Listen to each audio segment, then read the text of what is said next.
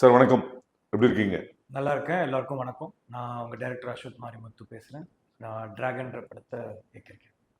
Sir, ஊமை கடவுளைக்கு முன்னாடி யாரா இந்த பையனா இருந்த அஸ்வத், ஊமை கடவுளுக்கு சக்ஸஸ்க்கு அப்புறம் நான் தான் இந்த பையன்ற ஒரு மூமெண்ட் மாறுச்சு. அந்த மூமெண்ட்டோட ஜேர்னி பத்தி கொஞ்சம் சொல்லுங்க. இல்லை, எல்லாருடைய உழைக்கிற எல்லாருக்குமே அதுதான் சார். ஏன்னா உங்களுடைய ப்ராடக்ட் வெளியே வர வரைக்கும் நீங்கள் யாரா அந்த பையன் தான். உங்கள் ப்ராடக்ட் நல்லா இருந்துச்சுன்னா மக்கள் எல்லாரும் ரெக்கக்னைஸ் பண்ணி ஓ அவன் தானே அந்த பையன் அப்படின்னு ரெக்கக்னைஸ் பண்ணுறது தான் சார். எல்லாருக்கும் இருக்கிற ஜேர்னி தான் ஒரு 7 வருஷம். ஆனால் பண்ணுற படம் புதுசாக படம் பண்ணணும், அதில் காம்ப்ரமைஸே இல்லாமல் பண்ணணும். கிடைச்ச பட்ஜெட்டில் 3 கோடிக்கு பண்ணப்பட்ட படம் தான் ஓமை கடவுளே. ஓமை கடவுளையில் வந்து கிடைச்ச எக்ஸ்பீரியன்ஸ் வந்துட்டு நான் ஷார்ட் ஃபிலிம் பண்ணிட்டு இருந்த காலம், நாளே இயக்குனரில் ஷார்ட் ஃபிலிம் பண்ணிட்டு இருந்தேன். ஒரு 8-9 ஷார்ட் ஃபிலிம் அந்த இதுக்கே பண்ணியிருக்கேன். அதுக்கப்புறம் கெயின் பண்ண எக்ஸ்பீரியன்ஸ், அதுக்கப்புறம் படித்த விஷயங்கள், அதுக்கப்புறம் நிறைய பேரை ஃபாலோ பண்ணது, செல்ஃப் லேர்னிங் நிறையா பண்ணது, அது எல்லாமே சேர்ந்து தான் ஒரு 7 வருஷம் உழைப்பு ஓமை கடவுளே. அந்த ஓமை கடவுளை கொடுத்த பிளாட்ஃபார்ம் அமைச்சு கொடுத்தது தான் டிராகன். அதுக்கப்புறம் பண்ணுற எஸ்டிஆர் சார் படமாக இருக்கட்டும், தெலுங்குல பண்ண படங்களாக இருக்கட்டும், எல்லாமே. சார், இப்போ பொதுவாக டிராகன் சொல்லும் போது அந்த டிராகன் வந்து சக்தி வாய்ந்தது, அறிவானது, இரக்கமானது, மாயை உள்ளது, தனித்துவமானது, பயங்கரமானது கூட சொல்லுவாங்க. ஆனா சைனா பொறுத்த வரைக்கும் ஒரு செல்வமும் பாதுகாப்புக்கும் குறிக்கும் மரபுகளாக சொல்லப்படுது. இந்த டிராகன் எப்படிப்பட்டது? நீங்க ஃபர்ஸ்ட் ஒன்று சொன்னீங்கல்ல டிராகன், அது சம்வேர் நீங்க சொல்ற எல்லாமே டெஃபினேஷன் இந்த கேரக்டர்ல இருக்கு. கொஞ்சம் அராஜகமானது டிராகன், கரெக்டா? டிராகனை பார்த்தாலே கொஞ்சம் ஃபயரா இருக்கும். இது அந்த டிராகன்ற இதை வந்து ஒரு காலேஜுக்குள்ள அடைச்சா எப்படி இருக்கும், அந்த மாதிரி ஒரு விஷயம் தான் இந்த ஹீரோட கேரக்டர்.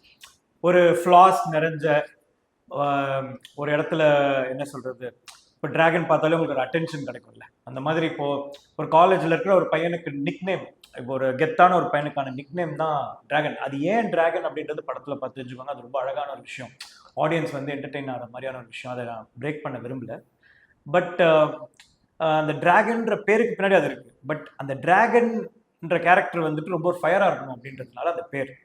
இப்போ பாம்புன்னு ஒரு கேரக்டர் பேர் வைக்கிறோம்னு வச்சுக்கோங்களேன், பாம்பு, காட்டுப்பூச்சி அப்படிலாம் வைக்கிறோம்னா அந்த கேரக்டருக்கான ஒரு இது இருக்கு, குணாதிசயம் இருக்கு. என் ஃப்ரெண்டு ஒருத்தன் பேர் பாம்பு, ஏன்னா வந்து கொஞ்சம் நெட்டையா கொஞ்சம் நெளிவாவே தான் இருப்பான். ஆனால் இந்த கேரக்டர் வந்து கொஞ்சம் ஒரு ஃபயரான கேரக்டர். ஸோ அது டிராகன். அது ஏன் அந்த டிராகன் உருவாருதுன்றதுல ஒரு அழகான ஒரு விஷயம் இருக்கு. அது தேட்டரில் நீங்கள் எக்ஸ்பீரியன்ஸ் பண்ணால் நல்லா. சார், இப்போ புஷ்பா வந்த போது புஷ்பா சொல்லும் போது சொன்னாங்க புஷ்பான்றது ஃப்ளவர் இல்லை ஃபயர் சொன்னாங்க. அது மாதிரி ஒரு லைன்ல டிராகன் சொன்னா ஒன் லைன்ல என்ன சொல்லுவீங்க? டிராகன்றது ஒரு youth fire. Dragon youth fire. Fine sir. Ashwath Marimuthu உங்க பேர். அஸ்வத்னா a one who is strong like a ஹார்ஸ்ன்னு சொல்லுவாங்க. அஸ்வத்தோட மீனிங் உங்களை நீங்க ஸ்ட்ராங்கா சொல்லணும்னா எந்த குவாலிட்டி சொல்லுவீங்க? கன்சிஸ்டன்சியா, ஸ்டெபிலிட்டியா, டீப் விஸ்டமா, இல்ல என்டூரன்ஸா? ஏன்னா பகவத்கீதையில வந்து சாப்டர் 15 வெர்ஷன் 1ல கிருஷ்ணர் வந்து அந்த ஒரு விஷயம் சொல்லியிருக்காரு அஸ்வத்தை பத்தி. சோ நீங்க உங்களை நீங்க எப்படி டிஃபைன் பண்ண? கிட்டத்தட்ட ஹார்ஸை குறிக்கிறது தான் நினைக்கிறேன். அஸ்வத்தாமா பூஜை அப்படின்லாம் இருக்கு. பட் என்ன நான் எதுன்றது சொல்லுவேன்னா, ஓப்பன் ஐ மீன் மனசுல இருக்கிறது அப்படியே பேசுறது. I think that is Ashwath. அதாவது யாருக்குமே தப்பு நினைக்காம எல்லாரும் நல்லா இருக்கணும், நம்மளும் நல்லா இருக்கணும்னு நினைக்கிற கேரக்டர். அதை எப்படி சொல்லலாம்னா, ஒர்க் வைஸ்ல சொல்லணும்னா கன்சிஸ்டன்சி. சார், இப்போ உங்க அசோசியேஷன் வித் ஏஜிஎஸ், அதாவது ஃபர்ஸ்ட் படம் வித் ஏஜிஎஸ், உங்களோட 2வது படம். ஸோ இந்த 2வது படம் முடியறதுக்குள்ள அதே கம்பெனியில 3வது படம் ஜஸ்ட் அனௌன்ஸ்மெண்டா இல்லாம ஒரு போஸ்டரோ ஒரு டைட்டிலையோ தெரிக்க விட்டுட்டீங்க. ஸோ உங்களுக்கும் அகோரம் சார், கணேஷ் சுரேஷ் சார், அவங்களோட டிராவல் பத்தி, ஏஜிஎஸ் பத்தி. கல்பாத்தி அகோரம் சார் வந்துட்டு எனக்கு தெரிஞ்ச லைஃப்ல கிடைச்சிருக்கு இப்போ ஒரு மென்டர் மாதிரின்னு வச்சுக்கோங்களேன். அதாவது ஒருத்தர்கிட்ட போயிட்டு நான் நார்மலா இருக்க முடியுது ஒரு ப்ரொடியூசர் கிட்ட, அந்த ப்ரொடியூசர் வந்து நம்ம எது பண்ணாலும் தட்டி கொடுக்குறாரு, நல்லா இல்லாத விஷயத்த அவர்கிட்ட கொண்டு போனது இது வரைக்கும் இல்லை. அதே மாதிரி ஒரு விஷயம் நல்லா இருக்குன்னா அவர் வந்து அது வந்து வேணான்னு சொன்னதே இல்லை. இப்போ இந்த இடத்துக்கு ஒரு பட்ஜெட் தேவைப்படுது அப்படின்னா அவர் வந்து நான் டேரக்டர் சொன்னா கரெக்டாக இருக்கும்னு இது பண்ணிப்பார். அவருக்கு தேவை கதை. அவருக்கு பிடிச்சிருச்சுன்னா அவ்வளோதான். அதே மாதிரி அவர் வந்து இந்த ஹாலிவுட்ல கதை கேட்குற மாதிரிலாம் கேட்க மாட்டார். அவர் வந்து இப்போ நம்ம ஒரு பட்டுக்கோட்டையில், மேட்டூரில், சேலமில், தாராபுரத்தில், ராசிபுரத்தில் இந்த மாதிரி ஒருத்தர் வந்து படம் பார்க்குறவனுக்கு இந்த படம் பிடிக்குமா அப்படின்ற ஒரு வெகுஜன மக்களை ரெப்ரசென்ட் பண்ணுறது தான் அகோரம் சார். அந்த அவரை சாட்டிஸ்ஃபை பண்ணிட்டாலே காமன் ஆடியன்ஸை சாட்டிஸ்ஃபை பண்ணிடலாம் அப்படின்றது என்னுடைய இது. ஸோ அதே மாதிரி இப்போ ஏஜிஎஸ் 26 பண்ணிட்டு இருக்கும் போதே ஏஜிஎஸ் 27 அவங்க அனௌன்ஸ் பண்றாங்க படம். இத்தனைக்கும் அவங்க படம் கூட ஃபைனல் அவுட் பார்க்கல. அதுக்கு முன்னாடியே படம் இப்போ டிராகன் இன்னும் ஷூட்டிங் போயிட்டு தான் இருக்கு. அனௌன்ஸ் பண்றாங்கன்னா அது ஒன்றும் அவங்களோட பெருந்தன்மை, இன்னொன்று அந்த டைரக்டர் மேலே வச்சிருக்க, ஐ மீன் என் மேலே வச்சிருக்க நம்பிக்கை. ஏதோ ஒரு வகையில் அவங்க காசை வேஸ்ட் பண்ணாமல் கொடுத்த பட்ஜெட்டில், சொன்ன டைமில், சொன்ன நம்பர் ஆஃப் டேஸில் சொன்ன மாதிரி படம் எடுத்து சொன்ன மாதிரியே அவங்க படத்தை எடுத்து கொடுத்தன்றதுல அவங்க ஹாப்பியாக இருந்திருக்காங்கன்னு நினைக்கிறேன். என்னோட சின்சியாரிட்டியை பார்த்துருக்காங்க. அதுக்கான ரெக்கக்னிஷன் தான் அடுத்தது. உங்க travel with creative producer Archana and Aishwarya. Archana ma'am வந்துட்டு அதான் இப்போ அகோரம் சார் கிட்ட எதுவுமே ஸ்ட்ரெயிட்டா போகாம, சரி அவர்கிட்ட போனா இது கொஞ்சம் நடக்காது அப்படின்னா நான் ஃபர்ஸ்ட் எடுக்கிற ரூட் வந்து Archana ma'am. Archana ma'am convince பண்ணா அவங்க போய் எப்படியாவது அகோரம் சாரை கன்வின்ஸ் பண்றாங்க. அதே மாதிரி அர்ச்சனா மேம் வந்துட்டு ஆல்மோஸ்ட் சிமிலர் ஏஜ் அண்ட் அந்த ஒரு இது இருக்கிறதுனால have a very sisterly feeling towards sir. And அவங்க வந்துட்டு எப்படி சொல்றதுன்னா, whatever is needed for the film Archana ma'am will do it. And if you are doing anything new she will appreciate. இப்போ சிலதெல்லாம் கொஞ்சம் இப்போ ஃபார் எக்ஸாம்பிள் நம்மளோட promo video இருக்குல்ல, அனௌன்ஸ்மெண்ட் வீடியோ, எந்த வீடியோ பண்ணுவோம்ல, அந்த வீடியோ வந்துட்டு இது அஸ்வத் இது வேணாமே, இது கொஞ்சம் ஏதாவது கான்ட்ரவர்சி ஆகிடும் அப்படிலாம் அவங்க பார்க்கல. அவங்க அதை பார்த்து என்ஜாய் பண்ணி ஒரு நார்மல் ஒரு இதுவாக அவங்க டேலண்ட்டை ரெக்கக்னைஸ் பண்ணுற விதம் வந்து எனக்கு ரொம்ப உதாரணத்துக்கு அந்த கதிர ப்ரோமோ கூட. ஆமா, அந்த ப்ரோமோ தான் அதுதான் சொல்றேன். அண்ட் அர்ச்சனா மேம் கிட்ட என்னன்னா, you can it's see you can she'll இப்போ நம்ம ஏதாவது ஒரு விஷயம் வேணும்னா அவங்கள கன்வின்ஸ் பண்ணணும்னா she'll also have her thought. அதுலேருந்து நான் ஆக்சுவலாக நிறைய எடுத்துக்கலாம், இன்சைட்ஸ் எடுத்துக்கிட்டு ஓகே இந்த டைரக்ஷனில் போவேன்னா அப்படியே அந்த மாதிரி சில விஷயங்கள்லாம் எங்களுக்குள்ள நடந்திருக்கு. And if something is very much needed அவங்கள வந்து இப்போ வெங்கட் மாணிக்கம் சார்கிட்ட வந்து நடக்கலைன்னா நான் அர்ச்சனா மேம் கிட்ட வந்து கேட்டு அதை ஓகே பண்ணுறேன். ஸோ ஷீ இஸ் தட் என்ன சொல்கிறது with one person whom as also அவங்க ஒரு விமன் ப்ரொடியூசர்ன்றதுனால எனக்கு இன்னும் அது எனக்கு ஒரு அழகாக இருக்குது அந்த ரிலேஷன்ஷிப்பு. ஏன்னா என்னோட ஃபர்ஸ்ட் படமும் ஒரு விமன் ப்ரொடியூசர் அண்ட் இவங்களும் வந்து ஒரு விமன் ப்ரொடியூசர். இவங்க கூட வந்து பேசும்போது இது பண்ணும்போது அந்த lot of respect that they show அந்த டைரக்டர் இருக்குல்ல, அது ரொம்ப அழகாக. அண்ட் சில விஷயம்லாம் அவங்க என்ஜாய் பண்ணுறதை பார்த்தாலே அழகாக இருக்கும். நீங்கள் அர்ச்சனா மேம் கிட்ட சில விஷயம் போட்டு காமிச்சு அவங்க என்ஜாய் பண்ணுறதை பார்த்தாலே ரொம்ப அழகாக இருக்கும். And coming to associate creative producer Aishwarya வந்து ரொம்ப ஃப்ரெண்டு மாதிரி. இப்போது இது அவங்க வந்து இன்ஃபேக்ட் அவங்க ரொம்ப ரொம்ப ஸ்வீட். அவங்க வந்து இப்போ இவங்க கிட்ட ஒரு சீனியாரிட்டி இருக்கு, ஐஸ்வர்யா கிட்ட வந்து அந்த சீனியாரிட்டி இல்லாமல் மோர் லைக் ஒரு ஃப்ரெண்டாக பழகக்கூடிய ஒரு இது. செட்டுக்கு அவங்க அடிக்கடி வருவாங்க. அண்ட் லைக் த வே அவங்க தர அந்த அன்பு இருக்குல்ல அண்ட் த ரெஸ்பெக்ட். என்னன்னா AGS as a whole first thing இங்கே ஏன் படம் நம்மளால பிடிச்ச மாதிரி நமக்கு ஆசைப்பட்ட மாதிரி பண்ணுன்னா, ஒன்று தேர்ஸ் நோ இன்டர்ஃபரன்ஸ். செகண்ட் அவங்க டேரக்டரை ரெஸ்பெக்ட் பண்ணுற விதம் எல்லாருமே அனுபவிக்கணும். இங்கே எல்லா டேரக்டர்ஸும் இங்கே படம் பண்ணணும்னு எனக்கு ஆசை. நல்ல கண்டென்ட் வச்சுட்டு படம் பண்ணணும்னு நிறைய பேர் ஏஜிஎஸ்ல படம் பண்ணணும்னு எனக்கு ஆசை. ஏன்னா உங்களுக்கு அப்போ தான் நீங்கள் டேரக்டராக ஃபீல் பண்ண முடியும். எனக்கு பர்சனலாக சொல்கிறேன்.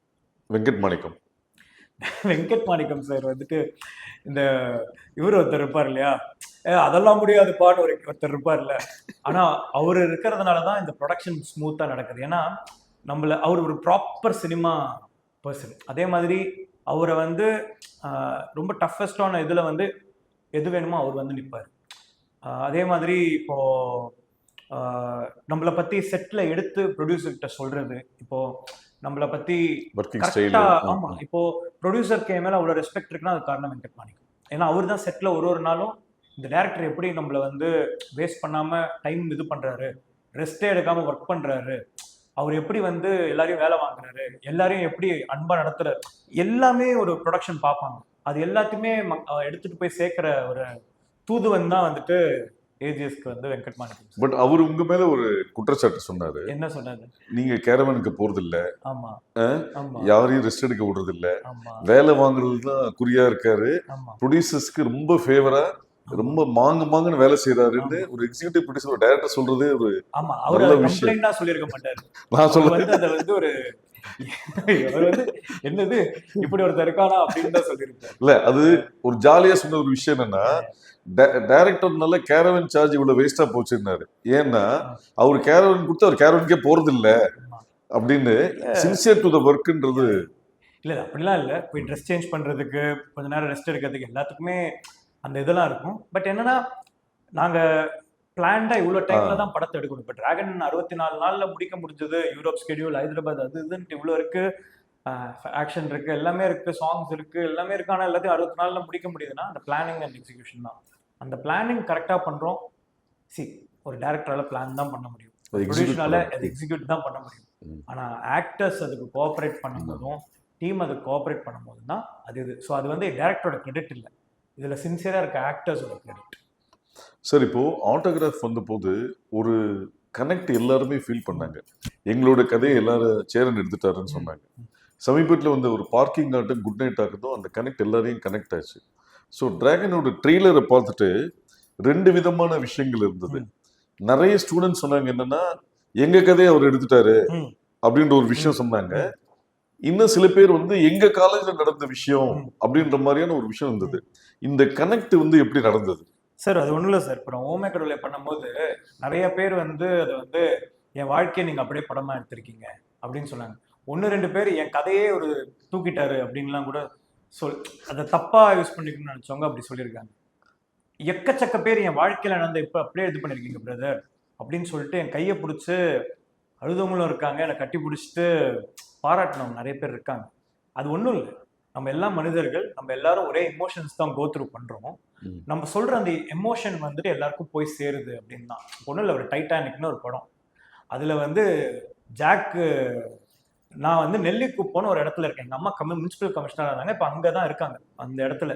அங்க வந்து ஒரு அந்த படம் அந்த ரிலீஸ் ஆகுது. அங்க வந்து ஜாக்கு சாவரும் போது ரோஸ் அந்த அப்படியே அப்படியே விரைஞ்சு செத்துரும், அப்படியே அழும்போது அங்க இருக்கிற அப்ப அந்த டிவி இது மட்டும் தான் இருக்கும். அங்க ஒரு கிழவி வந்து பயங்கரமா அழுகுது. அந்த கிழவிக்கு ஜாக்க தெரியுமா, ரோஸ தெரியுமா, இல்ல அதை எடுத்த ஜேம்ஸ் கேமரோன் தெரியுமா, இல்ல அந்த கப்பல் அவ்வளவு பெருசு அப்படின்ற இதெல்லாம் தெரியுமா? இமோஷன் தான். அந்த இமோஷன் வந்து அவங்களுக்கு போய் சேரும் போது அவங்க வந்து அவங்க வாழ்க்கையோட கனெக்ட் பண்ணிக்கிறாங்க. இதுதான் அதுக்கான. சார், இந்த ஸ்கிரிப்ட் வந்து உங்க லைஃப்ல நீங்க பார்த்ததா, அனுபவித்ததா, கடந்து வந்ததா? இது அப்படியே என் வாழ்க்கையில நடந்த கதை அப்படி கிடையாது. எப்படி இப்போ ஓமே கடவுளை வந்து ஒரு பெஸ்ட் ஃப்ரெண்டை கல்யாணம் பண்ண அப்படி இருக்குன்னா, எனக்கு ஒரு பெஸ்ட் ஃப்ரெண்டை லவ் பண்ண அது வரைக்கும் உண்மை. எனக்கு கடவுள் டிக்கெட் கொடுத்தாரானா அதெல்லாம் கிடையாது. அப்படிலாம் இருந்தா என்ன எங்கே தூக்கி போய் உட்கார வச்சிருப்பாங்க நேரம். அதனால இதுல இந்த டிராகன்ற கேரக்டரோட நிறைய ஆட்ரிபியூட்ஸ் என்னோட இது இருக்கு. அதே மாதிரி இப்போ மரியம் ஜார்ஜ் தான் அப்பா கேரக்டர் பிளே பண்ணிருக்காரு. இப்போ அவர் ஒரு சோல்னா போய் மாட்டிட்டே இருப்பாரு.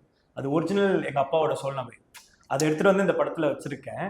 அந்த கேரக்டர் வந்துட்டு அவர் நிறைய ரெசனேட் பண்ணும். ஒரு ரொம்ப ரொம்ப வெள்ளந்தியான ஒரு ஆள் அப்படின்னு அவர் பார்க்கும்போது உங்களுக்கு அப்படியே அது ரெசனேட் பண்ணும். இப்போ சித்ரான்றது எங்க அம்மா பேர், அதனால சித்ரான்னு வச்சிருக்கேன்.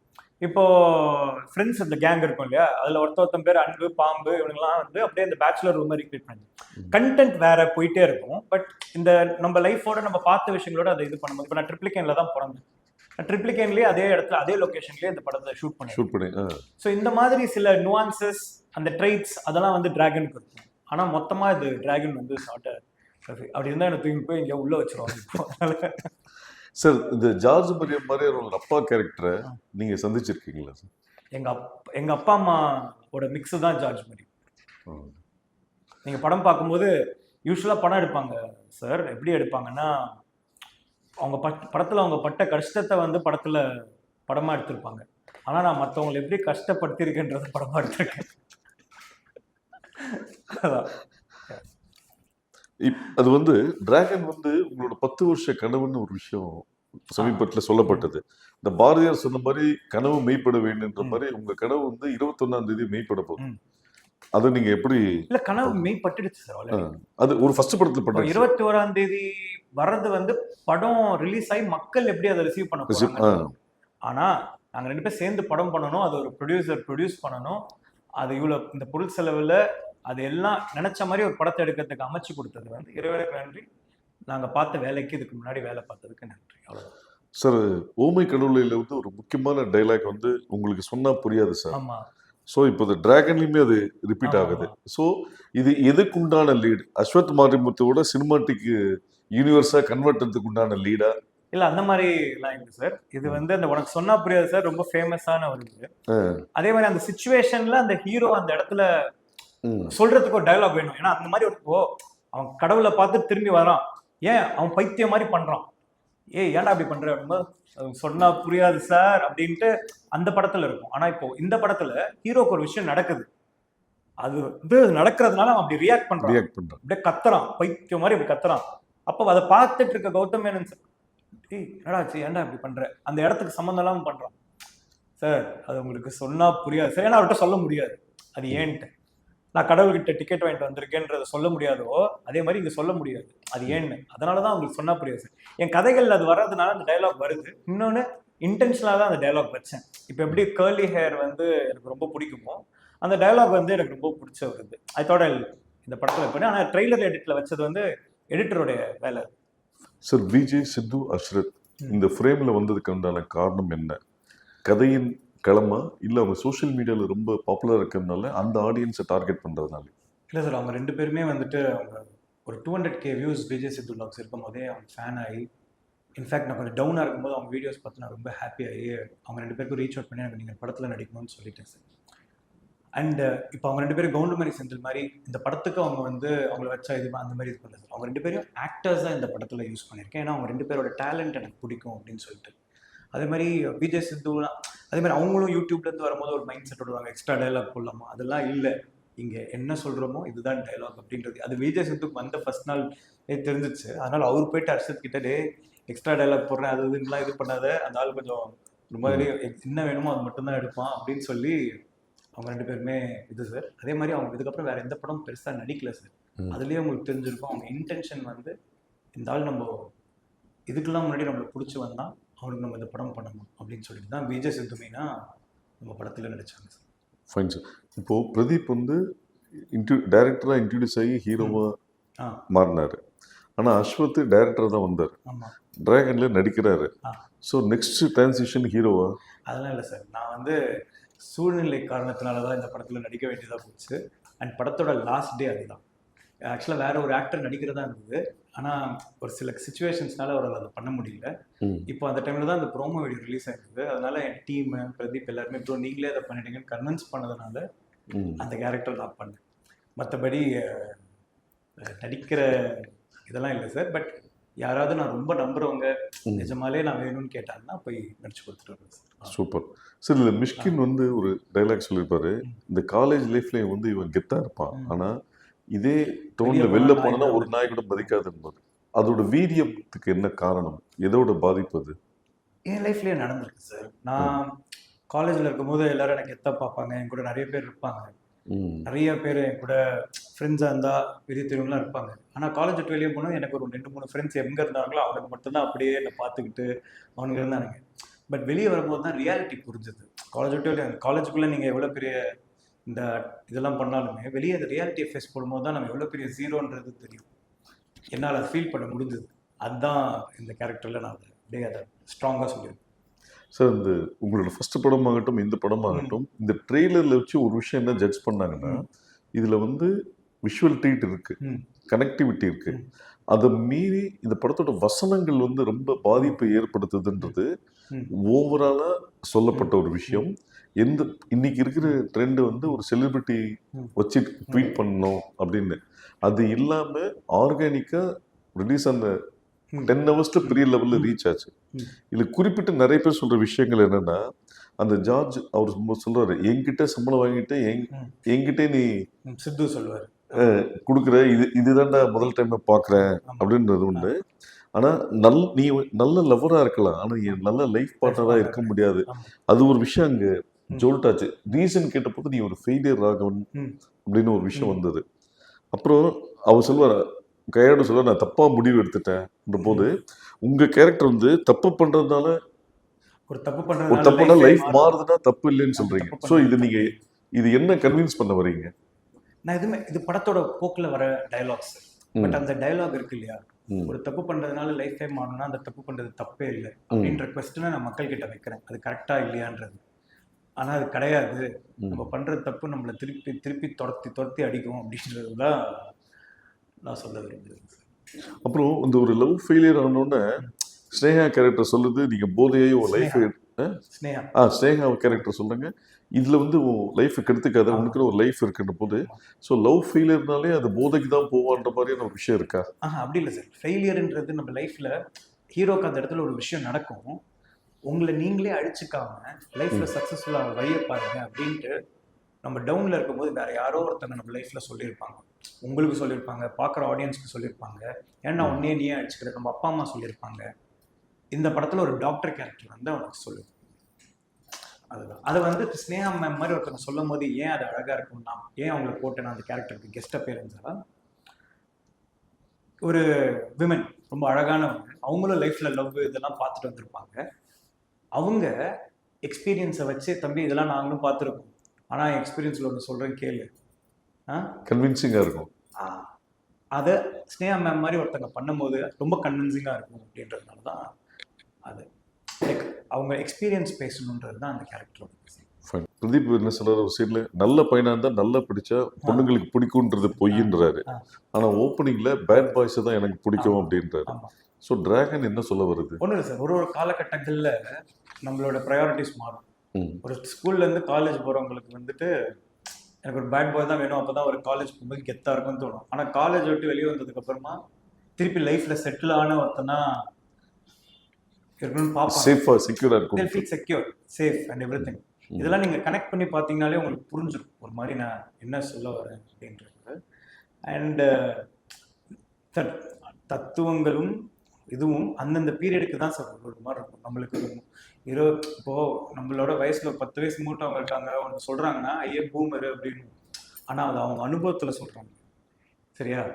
நம்ம அதே மாதிரி உங்களுக்கே லைஃப்ல என்ன ஆகும்னா திடீர்னு ஒருத்தனுக்கு சொல்லுவீங்க, ஆஹா இதே விஷயத்த நமக்கு ஒரு 10 வருஷம் முன்னாடி ஒருத்தங்க சொல்லியிருக்காங்களே, நம்ம அவங்க எப்படி பார்த்துருக்கோம் அப்படின்னு ஒரு ஃபீல் ஒன்று வந்திருக்கும் சார். எல்லாருக்குமே அந்த வரும் ஏஜ் ஆக ஆக.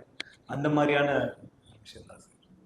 ஸோ இப்போ social மீடியாவோட இம்பாக்ட்ல how it's influenced your marketing strategy? I think a good marketing is about first making a good content. அங்கதான் ஆரம்பிக்குது மார்க்கெட்டிங். அண்ட் அந்த எடுத்துட்டு கொண்டு போய் சேர்க்கிற ப்ராசஸ்க்கு வந்துட்டு இப்போ சோஷியல் மீடியாவில் வந்துட்டு த இன்ஃப்ளூயன்சஸ், ப்ரெஸ், மீடியா, அவங்க எல்லாருமே வந்து ஒரு நல்லா இருக்க விஷயத்த அவங்களால தப்பாக ப்ரொஜெக்ட் பண்ணவே முடியாது. நல்லா இருக்க விஷயத்த நல்லா இருக்கிறதா எடுத்துக்குவாங்க. I think the marketing starts with first the content unit. அதாவது இப்போ என்ன சொல்றது, இப்போ ஒரு ஒரு பிராண்ட் சொல்ல வரல, ஒரு கடையில் இட்லி சாம்பார் ஃபேமஸ் அப்படின்னா அது ஃபர்ஸ்ட் அது நல்லா இருக்கணும், அதுக்கப்புறம் தான் அது மக்கள் எடுத்துட்டு போய் அது போய் மக்கள் கிட்ட எடுத்து போய் சேர்ப்பாங்க. நீங்க நல்லாவே இல்லை, அது என்ன விற்க ட்ரை பண்ணாலும் அது விற்காது. ஸோ இப்போ நாங்கள் விஷயம் பண்றது நல்லா இருக்குன்றதுனால அது மக்கள் கிட்ட போய் ரீச் ஆகிறதுக்கு பெரிய இதுவா இந்த ட்விட்டர், இந்த சோஷியல் மீடியா இருக்கு. ஆனா சோஷியல் மீடியாவால ஒரு விஷயத்த தப்பாவும் ப்ரொஜெக்ட் பண்ண முடியும் அப்படின்றதையும் நான் பார்க்குறேன். ஆனா நான் வெறும் காமன் ஆடியன்ஸை மட்டும் தான் நம்புறேன். What role do you think social media plays for a film success? Very important. Though it is a very ஒரு 5%, 10% of the entire population, but they carry that information to the rest 90%. அவங்க சொல்ற ஒரு ஒரு ஒரு sir ஒரு என் personal அனுபவத்தில் சொல்கிறேன். இப்போது ஓமை கடவுளையோட press meet show and press and media பார்த்தது, அந்த படத்தோடைய ஒரு நாள் கேப் முன்னாடி பார்த்தது, அவங்க எழுதினது, அந்த 3 கோடி படத்தை நல்ல எல்லாருக்கும் ஃபர்ஸ்ட் டேக்கு ஓப்பனிங் ஹெல்ப் ஆச்சு. இப்போ லவ் டுடேக்கு அந்த ட்ரெய்லரில் அவங்க படம் இது பண்ணதே எழுதிச்சு. போர்த்தொழில்ன்ற படத்துக்கு வர்றதே தெரியாது, ப்ரெஸ் மீடியா எழுதினதுனால தான் அந்த படம் இதுவாச்சு. மக்கள்கிட்ட இல்லை சார், இதுலயே மீடியேட்டர்ன்ற இதுதான் இருக்கிறது பிக்கஸ்ட் ப்ரொஃபஷன் நான் கேள்விப்பட்டேன். Where does lot of money involve, at the same time the biggest business and இதுன்ட்டு. அது நடுவில் அந்த மீடியேட்டர் ஜாப் தான் சோஷியல் மீடியா. அவங்க ஒரு விஷயத்தை எடுத்துட்டு கொண்டு போய் சேர்க்கிற விதம் தான் தியேட்டருக்கு ஆடியன்ஸ் உள்ள the bridge between the creator and the bridge between the common audience and the creator. இது ஸோ அதுக்குள்ள நடக்கிற ட்ராமா வந்து நம்ம போகிறது. Sir, how do your content resonates the young audience across languages? What's your approach to create such universal appeal? ஒன்றும் இல்லை sir, நான் first ஒரு Since it's a bilingual, உங்களுக்கு first சார் bilingual. நான் ஃபர்ஸ்ட் இப்போ நான் ஓமேக்கர்லேயே ஒரு 13 லாங்குவேஜஸ்ல ரீமேக் ஆச்சு. அது ஆகுன்ட்டுலாம் பண்ணல. ஆனா பண்ற கண்டென்ட் யூனிவர்சலா ரீச் ஆகணுன்றது தான் இது. அதாவது எந்த மொழியில பார்த்தாலுமே அந்த கண்டென்ட் வந்து அவங்களுக்கு ரிலேட்டபிளா இருக்கும். அது பேர் இமோஷன். ஒரு அதாவது இப்போ ரிவெஞ்சுன்றது ஒரு இமோஷன். அப்பாக்காக பையன் வந்து இது பண்றது தான் பாகுபலி. பட் அந்த இமோஷன் வந்து ரொம்ப ஒரு இது. அந்த மாதிரி இப்போ டைட்டானிக்ன்றது ஒரு காதலன் ஒரு லவ் பண்ண பொண்ணுக்காக அந்த கப்பல் இதுல எவ்வளோ எக்ஸ்ட்ரீம்க்கு போய் சாக்ரிஃபைஸ் பண்ணி அந்த பொண்ணோட உயிரை காப்பாற்றலாம். சாக்ரிஃபைஸ் தான் இமோஷன். அந்த மாதிரி நான் ஒரு இமோஷனை நம்பி தான் என் படத்தை எடுக்கிறேன். அந்த இமோஷன் வந்து யூனிவர்சலாக கனெக்ட். நான் ஃபஸ்ட்டு சொன்னேன் அந்த நெல்லிக்குப்பம் இதில் டைட்டானிக் பார்த்த கதை தான். நம்ம எடுக்கிற இமோஷன் வந்து யூனிவர்சலான இமோஷன். இதில் எடுக்கிற இமோஷன் வந்துட்டு எல்லாருமே கோ த்ரூ பண்ணுற இமோஷன். டிராகன் அப்படின்ற ஒருத்தன் லைஃப்பில் எப்படி ஒருத்தன் மாறுறான். ஒரு சாதாரண ஒரு ஹியூமன். தப்பும் ரைட்டும் நிறைஞ்சவன் தான் சார் ஹியூமன் நான் நினைக்கிறது. ஹியூமன்றவன் வந்து புனிதமான ஒருத்தன் கிடையாது. அவன்ல வந்து கெட்டதும் இருக்கு நல்லதும் இருக்கு.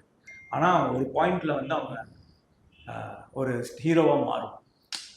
அதுதான் டிராகன். இப்போ ஓமைக்கடலையுமே காட் ஒன்று சொல்லுவார் கடைசியா, ஏய் அவன் பொண்டாட்டி அப்படி காலில் விட்டுற அப்படின்னு சார் அவர்கிட்ட நான் அப்போ எப்படி சார் இது தன் பிரச்சனையை தானே ஃபேஸ் பண்ணிக்கிறவன் தான் ஹீரோ. நீ ஹீரோ தானே போய் சால்வ் பண்ணிக்க போ அப்படின்னு அனுப்பிச்சிடுவேன். கடவுள் வழிதான் காட்டுவோம், அவன் பிரச்சனையை வந்து சால்வ் பண்ணிக்கிறது. So do you envision your future projects having more pan-India content? All my films will be rooted. All the stories that I'm going to say is rooted. It will start from the base where I'm doing. If I'm doing the film in Tamil, it will be a rooted Tamil film. It will be if I do a film in Telugu, it will be a rooted Telugu film. But the emotion it carries will be a pan-Indian approach. And the pan-Indian approach என்றது market business decide பண்ணுறது. ஆனால் கண்டென்ட்ன்றது பொதுஜன மக்களுக்கு போய் சேர்ற மாதிரி நினைக்கிறேன். சார் ஏர்லியர் வந்து பேன் இண்டியான்றது ஒரு பேஷனாக இருந்தது. இப்போ என்ன சொல்றாங்கன்னா pan India it's become a fashion. How do you look into it? இப்போ அது இந்த டிஃப்ரென்ஸ் தான். நான் என்ன ரீசனுக்காக படம் பண்ண வரேன்றது. அட்டென்ஷனுக்காக படம் பண்ண வரேன்னா இல்லை நான் எனக்கு படம் பண்ண பிடிக்கும் அதனால படம் பண்ண வரேன்னா இதுதான் எக்ஸாக்டாக அது. அட்டென்ஷனுக்காக படம் பண்ணுறதுன்னா தெரியும் இல்லையா. நம்ம ஷார்ட் ஃபிலிம் எடுத்தால் 4 பேர் நோட்டீஸ் பண்ணுவாங்கன்றது அட்டென்ஷன். நம்ம எப்படியாவது ஷார்ட் ஃபிலிம் பண்ணி நம்ம இந்த படம் பண்ணிடலாம், படம் பண்ணுறதுக்கு ஆப்பர்ச்சுனிட்டியாக இருக்குன்றது பேஷன். அதே மாதிரி தான் பேன் இண்டியா. உங்கள் கண்டென்ட்டை வந்து மக்களுக்கு எடுத்துகிட்டு போய் சேர்க்கணுன்றது உலக மக்கள் எடுத்துகிட்டு பேன் இண்டியா. அதுக்கு ரூட் வந்து கண்டென்ட். சார் நம்ம எல்லாருக்குமே பிடிச்ச ஒரு கதாசிரியர் இயக்குனர் பாக்யராஜ் சார். ஸோ பாக்யராஜ் சாரோட இனிஷியலான படங்கள் எல்லா படமும் தமிழில் அவர் பண்ணுவார், தெலுங்குல வெங்கடேஷ் பண்ணுவாங்க, கன்னடத்தில் ரவிச்சந்திரன் பண்ணுவார், ஹிந்தியில் அனில் கபூர் பண்ணி எல்லா படமே சக்ஸஸ் ஆயிருக்கு. ஸோ அதுதான் இப்போ பேன் இண்டியாவா கன்வெர்ட் ஆயிருக்குன்னு நீங்கள் நினைக்கிறீங்க? ஆக்சுவலாக பேன் இண்டியாவில் என்னன்னா சார், முன்னெல்லாம் வந்து ஒரு லாங்குவேஜ்ல பண்ற படம் வந்து வேற்று மொழி ஆட்களுக்கு தெரியாதுன்றதுனால ரீமேக்ன்ற கல்ச்சர் இதுவா இருந்து நல்லா போச்சு சார். இப்போ எனக்கே ஓமை கடவுளை வந்து நான் தெலுங்குல பண்ணும்போது அங்க இருக்கிற ஆடியன்ஸ் எல்லாருமே அதை ஆல்ரெடி ஓமை கடவுளை பார்த்துட்டாங்க.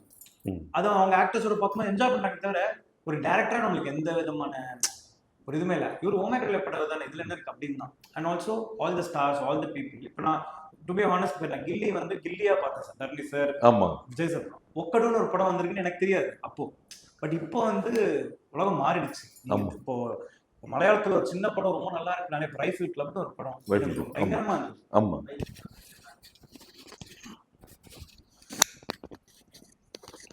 ரைஃபிள் கிளப்னு ஒரு படம் பிரமாதமா இருந்துச்சு.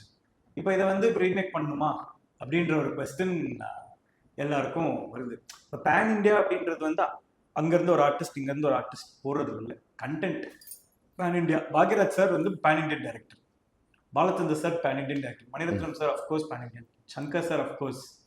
ஸோ இனிமேல் இங்கே இருக்கிற ஆக்டர்ஸையும் அவங்க என்ஜாய் பண்ண ஆரம்பிச்சிட்டாங்க. அதனால pan Indian. So after the success and critically acclaimed oh my கடவுளைக்கு அப்புறம் உங்கள் இன்ஃப்ளூயன்ஷியல் அப்ரோச் டுவர்ட்ஸ் டிராகன் எப்படி மாறுச்சு? எப்படி இந்த ஜானர்லேருந்து அடுத்த ஜானருக்கு எப்படி வந்தீங்க? அப்படிலாம் இல்லை சார். என்னோட டைப் ஆஃப் ஃபிலிம்ஸ் அது same. Emotionally driven, character arcs உள்ள படம். எப்படி ஹோம் மேக்கர் பண்ணணும் அதே தான் இப்பயும் அதே தான் பண்ணுறேன். நாளைக்கு STR 51 பண்ணும்போது அதே மாதிரி தான் பண்ணுவேன். Approach towards the film is the same. Technicalities மாறலாம், அது நம்மளுடைய learning. But the approach what I have for film is the same, which is feeding actors with great moments, what happened before, what happened after the scene, and getting them involved with the scene, and சொன்ன டைம்ல கரெக்டா அந்த டேல அந்த இதை முடிச்சிடணும். அதுதான் கிட்டத்தட்ட நம்ம கேஎஸ் ரவிக்குமார் சார் அவங்களோட பேட்டர்ன் 2.2 வருஷன் ஆஃப் கேஎஸ் ரவிக்குமார் அப்படிலாம் சொல்லிட்டேன் சார். அவங்களாம் லெஜெண்ட். பட் அவங்களுக்கு ஒரு இது இருந்தது இல்லையா, ப்ரொடியூசருக்கு ப்ரொடியூசர் டைரக்டர் ப்ரொடியூசர் முதலாளின்றது. இது வந்து ஓமை கடவுளே, டிராகன், சிம்பு படம், இது என்ன எப்படி டிஃபரன்ஷியேட் பண்ணி பார்க்குறீங்க? டிஃப்ரென்ஷியேட் பண்ணிலாம் பார்க்க முடியாது சார். மூணுமே என் படம். இது மூணுத்துலேயும் நான் இருக்கேன் பாவனா, என் படம். இது எல்லாருமே இதில் differentiation in terms of numbers game மாறும். பட் மூணுமே நல்ல படமாக இருக்கும், என் படமாக இருக்கும். இப்போ டிராகன்ல பிரதீப் எப்படி உள்ள வந்தார்? பிரதீப் வந்து டிராகன்ல கதாநாயகனா இல்லை கதையின் நாயகனா? கதாநாயகன், கதையும் நாயகன் ரெண்டுமே. அவர் லவ் டுடேன்ற ஒரு படத்துக்கு அப்புறம் ஒரு 100 crores அப்புறம் வந்து படம் பண்றதுனால ஒரு ஸ்டாரா வராது. அந்த ஸ்டாரை எப்படி இந்த படத்துல அடாப்ட் பண்றோம் அப்படின்றதையும் பார்த்துருக்கோம். அதே மாதிரி என்னோட பாணியில கதையின் நாயகனா அந்த கதைக்கு அவர் என்ன பண்ண போறாரு அதையும் மீறாம ரெண்டுத்தையும் பிளெண்ட் பண்ணது தான் dragon. It's a star vehicle with actor needing to perform. So இந்த ஹோமை காட்ல வந்து டிவைன் இன்டர்வென்ஷன் இருந்தது, டிராகன் வந்து வேற தீம். ஸோ உங்க process of developing characters with connecting all audience அது எப்படி அமையுது சார்? இதுலயும் ஆல் கிளாஸ் ஆடியன்ஸ் இதுலயும் நான் வந்து டிவைன் இன்டர்வென்ஷன் இருக்குன்னு நம்புறேன் சார். ஓகே, எல்லாமே ஹேப்பன்ஸ் ஃபார் த ரீசன், எல்லாமே ஒரு விஷயத்துக்காக தான் நடக்குது. அதை நான் டிவைன் இன்டர்வென்ஷனாக தான் பார்க்குறேன். ஸோ டெக்னிக்கலி இந்த படத்துல டிவைன் இன்டர்வென்ஷன் இருக்கு ஆக்சுவலா. ஆனா ஃபேண்டசியா கிடையாது, கடவுள்லாம் வர மாட்டேங்குது. டிவைன் இன்டர்வென்ஷன், ஃபேட் அப்படின்னு சொல்லுவாங்க, அது இருக்கு.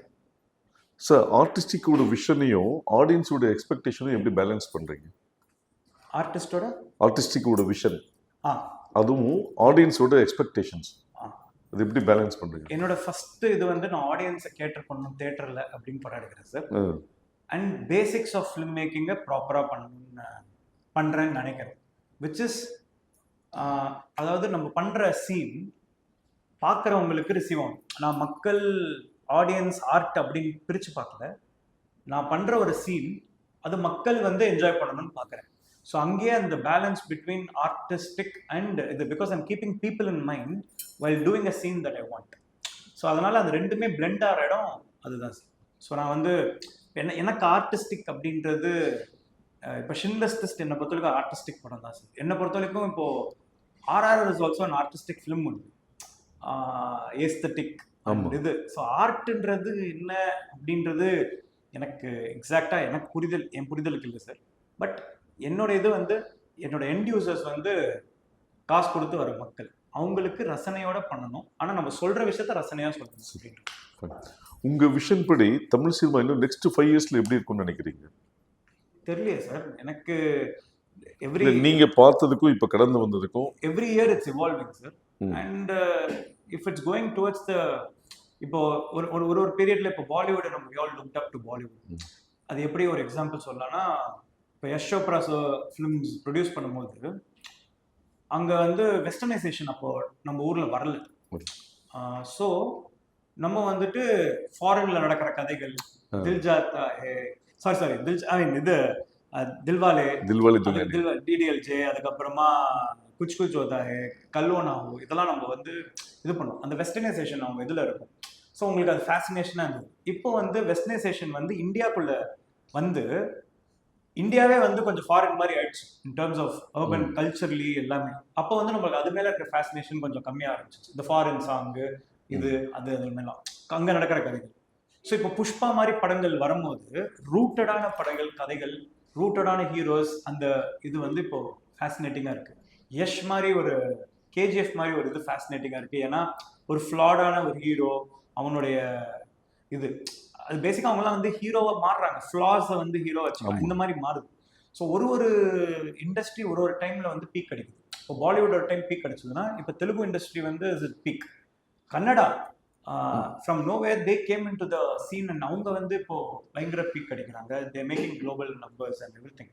ஸோ தமிழில் வந்து கன்சிஸ்டண்ட்டாக எப்போவுமே அந்த மாதிரி டைரக்டர்ஸ் இருந்துகிட்டே இருந்திருக்காங்க, ஃபிலிம் மேக்கர்ஸ் இருந்துகிட்டே இருந்தாங்க. Balachander sir, Bhagyaraj sir. Sometimes எனக்கு தெரியல, நம்ம இவர் இருக்கார்ல சார், மனோபாலா சார், அமிதாப் பச்சன் வச்சு டைரக்ட் பண்ணியிருக்காரு ஆமா சார். ஆமா உங்களுக்கு இது சொல்லும் போது எவ்வளோ புதுசாக இருக்குது எனக்குலாம் இன்ஃபர்மேஷனாக ஆடியன்ஸுக்கு. மனோபாலா சார் அமிதாப் பச்சன் டைரக்ட் பண்ணியிருக்காருன்னா அவரை நீங்கள் வந்து காமெடியனாக இங்கே பார்த்துட்டு இருப்பாங்க, அவரோட பாடி லாங்குவேஜ் காமெடி ஹியூமர் பார்த்துட்டு இருப்பாங்க. அமிதாப் பச்சன் மாதிரி ஒரு ஸ்டாரை வந்து நம்மளால் டைரக்ட் பண்ணியிருக்காரு. கரெக்ட். ஆமா. So which means Manobala sir is the pan Indian director. Exactly. So நம்ம ஆட்கள் வந்து ஒரு பீரியட்ல வந்து அதை கன்சிஸ்டண்டாக பண்ணிட்டு இருந்திருக்காங்க, நம்மளுக்கு தெரியல. இப்போ இருக்க மீடியால எல்லாமே தெரிய ஆரம்பிச்சிருக்கு. ஸோ உங்களோட இன்டர்நேஷனல் ஃபிலிம் இண்டஸ்ட்ரியை நீங்க இன்ஸ்பயர் ஆன ஒர்க் எது? எந்த இண்டஸ்ட்ரி சொல்லுங்க? இன்டர்நேஷனல் எது sir? International film industry Hollywood. இதுவா சார்? எனக்கு வந்துட்டு somewhere I have a fascination towards always Hollywood, sir. But in terms of fascination, in terms of industry, வந்து I always go back to the 1930s. It's a wonderful life. அப்போ அந்த டைம்ல இந்த மாதிரி ஒரு கதையை சொல்ல முடியும். Positivity at it's peak. அந்த உங்க லைஃப் எவ்வளோ பியூட்டிஃபுல்னு ஒரு டைரக்டர் ஃபீல் பண்ண வச்சிருக்காரு சார். ஏ தம்பி, என்ன மாதிரி வாழ்க்கை வாழ்த்த தெரியுமா, இது போய் கவலைப்பட்டு இருக்கேன். 1936ல. ஆமா. அண்ட் ஜுராசிக் பார்க்னு ஒரு படத்தை வந்து 1980ஸ்லயும் அதை எடுத்து வச்சிருக்காரு ஜேம்ஸ் கேமரூன். அதாவது டைனோசரை காமிச்சு. இன்னைக்கு வரைக்கும் நான் இன்னைக்கு போய் நான் டைனோசர் உருவாக்கணும்னு நினைச்சாலே எனக்குலாம் கை வந்துடும். So the level of upgrade they have in terms of technicalities, always look up to Hollywood because they way head of us in terms of technical visual thinking. In terms of the emotion we are always superior. Sir, நீங்க Tamil cinema global recognition ஆகிறதுக்கு நீங்க என்ன contribute பண்ணணும்னு நினைக்கிறீங்க? நானா sir? நான் பண்ற படத்தை ஒழுங்கா பண்ணாலே தமிழ் சினிமாவுக்கு நல்லா இருக்கும் சார். எனக்கு அந்த உலக தரத்துல தமிழ் சினிமாவை நிறுத்தணும் அப்படின்ற ஆசையெல்லாம் இல்லை சார். நான் பண்ற படம் மக்கள் என்ன, தமிழ் மக்களுக்கு ஃபர்ஸ்ட் பிடிக்குதா, இந்தியாவில் இருக்கவங்களுக்கு ஃபர்ஸ்ட் பிடிக்குதா, இதுதான் சார். ஹாலிவுட் ஸ்டாண்டர்ட்ல படம் பண்ணணும் அப்படின்றது இல்லை சார். அதுக்கு ஃபர்ஸ்ட் அதுக்கான இப்போ ராஜமௌலி சாருக்கு ஒரு ரூட் கிடைச்சிருக்கு பார்த்தீங்களா, எவ்வளோ வருஷம் ஒரு படம். ஆஃப்டர் அவரோட ஃபர்ஸ்ட் படம் ஸ்டூடெண்ட் நம்பர் 1 சார், காலேஜ் படம். அதுக்கப்புறம் அவர் பண்ற படம் வந்து மகதீரம். அவர் ஸ்லோவா க்ரோ ஆகி இன்னைக்கு இன்டர்நேஷ்னல் ரெக்கக்னிஷன் கிடைச்சதுக்கு உருவாக்குது. அப்போ நம்ம என்ன பண்ணணும்னா ஸ்லோவா க்ரோ ஆகும், அவங்களாம் நம்மளை தேடணும் யாரு அப்படின்னு. அதுக்கு நம்ம இங்க நல்லா உழைக்கணும், அவ்வளோதான் சார். இந்த டிராகன்ல ஒரு டெக்னிக்கலா புது இன்னோவேஷன்ஸ் ஏதாவது பண்ணிருக்கீங்களா? டெக்னிக்கலாவா சார்? டெக்னிக்கலா புது இன்னோவேஷன் எதுவுமே இல்லை சார் இந்த படத்துல. It's a proper drama film. To be honest, it's a very technically easy film in terms of making. உங்களுக்கு ஒரு already prove as a big director, அவங்கள ஆக்டரா உங்களோட 2வது படத்துல அவங்கள ஹேண்டில் பண்றது எவ்வளோ இன்ட்ரெஸ்டிங்காக இருந்தது, எவ்வளோ கஷ்டமாக இருந்தது? உதாரணத்துக்கு கேஎஸ் ரவிக்குமார், கௌதம் மேனன், மிஷ்கின். இல்லை சார், இது நம்மளோட வேலை சார். அவங்க நடிக்க வராங்க, நம்ம அவங்கள டைரக்ட் பண்ணுறோம். நம்ம அவங்கள பார்த்து ஒரு செகண்ட் கூட மிஷ்கின் சாரை வந்து பார்த்து ஐயோ மிஷ்கின் சார் வரான்னு பயந்தேன்னா நான் என்ன பண்ணணும்னு நினச்சேன்றது வராது. மரியாதை, பயம் எல்லாமே இதுக்கு வெளியே. நம்ம ஃப்ரேம்குள்ளே வந்ததுக்கப்புறம் அவங்க ஆக்டர்ஸ். ஒரு ஆக்டர் நான் எப்படி பிரதீப் வேலை வாங்கணும் அதே தான் அவங்களுக்கும், நான் எப்படி என்னுடைய செகண்டரி ஆக்டர்ஸ் கிட்ட வேலை வாங்கணும் அதே தான் இவங்களுக்கு. கௌதம் எல்லாருக்குமே ஒரே ட்ரீட்மெண்ட் தான் சார். நம்பவே. ஏன்னா இன்னைக்கு நான் வாங்கிட்டு நாளைக்கு போயிட்டு அவங்களுக்காக ஏதோ ஒரு விஷயம் நான் காம்ப்ரமைஸ் பண்ணிட்டு நாளைக்கு ஐயோ இப்படி வரலையேன்னு இது பண்றதை விட என்ன வேணுமோ அதை வாங்கிட்டு ஹாப்பியா போறது பெட்டர் சார். ஃபைன். இப்போ இருக்க மாடர்ன் தமிழ் யூத் கல்ச்சர் உங்களோட ஃபியூச்சர் ஸ்கிரிப்ட்ல வந்து இன்கார்பரேட் நடக்குமா ஸ்டோரி டெல்லிங்ல? உதாரணத்துக்கு இன்னைக்கு வந்து 2 பேர் வந்து ஐ ஃபவுண்ட் எ சோல்மேட்ன்றாங்க. ஒரு கேன்ற ஒரு விஷயம் இன்னைக்கு இருக்க கல்ச்சருக்கு வந்து ரொம்ப சாதாரணமாயிடுச்சு. இப்போ நம்ம படத்துக்கு முன்னாடி காதல் என்பது பொது உடைமைன்னு ஒரு படம் வருது. ஸோ இன்னைக்கு தமிழ் யூத் கல்ச்சர் இதுதான் விரும்புறாங்கன்ற மாதிரி இருக்கு. ஸோ உங்களோட ஃபியூச்சர் ஸ்டோரி டெல்லிங்ல இது மாதிரியான கல்ச்சரை பிரதிபலிக்கிற மாதிரி ஏதாவது ஸ்கிரிப்ட் பண்ற ஐடியா இருக்கு சார்? எதையும் பிரதிபலிக்கிற மாதிரி நம்ம கதை பண்ண மாட்டோம் சார். நம்ம கதையில எதெல்லாம் வருதுன்றது தான் sir. It's always what the story demands.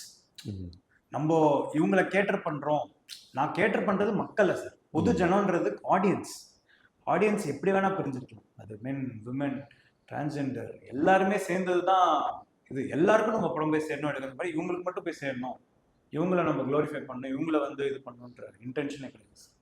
So increase of production காஸ்ட்ல உங்களோட கிரியேட்டிவிட்டி அஃபெக்ட் ஆகுதுன்னு என்னைக்காவது ஃபீல் பண்ணிருக்கீங்களா?